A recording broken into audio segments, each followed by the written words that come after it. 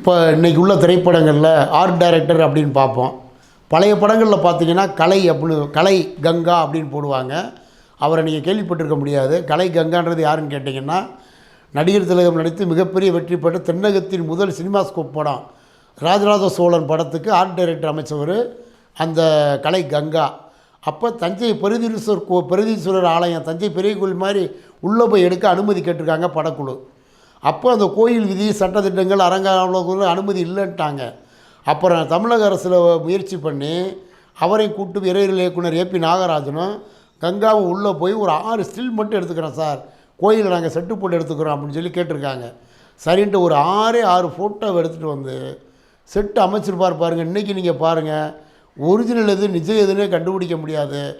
அவ்வளோ அழகாக காம்பவுண்டு செவரு, நந்தி சிலை, அந்த பிரதீஸ்வரர் ஆலயம், அந்த அபிஷேகம் பண்ணுற லிங்கம் அவ்வளோ பிரமாதமாக செட்டு போட்டு சூப்பராக எடுத்திருப்பாங்க.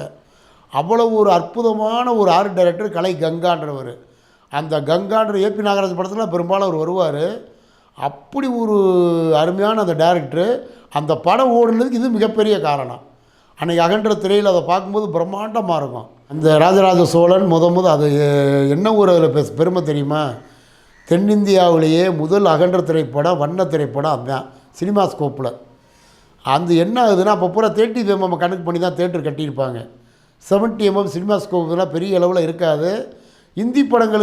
சில இந்தி படங்கள் ஒரு சினிமாஸ்கோப்பில் அது கூட அதுக்கு பின்னாடி தான் திரையர்கள் பூரா திரையை மாற்றி பட்டி தொட்டிலாம் கலைக்கு எடுத்த படம் தான் ராஜராஜ சோழன். டூரிங் தேட்டரில் கூட திரையை மாற்றினாங்க. பிரம்மாண்டம் எடுத்து மதுரை சிந்தாமணியில் ரிலீஸ் ஆகி 100 நாட்கள் மேலே ஒரு வெற்றி பெற்ற ஒரு திரைப்படம் ராஜராஜ சோழன்.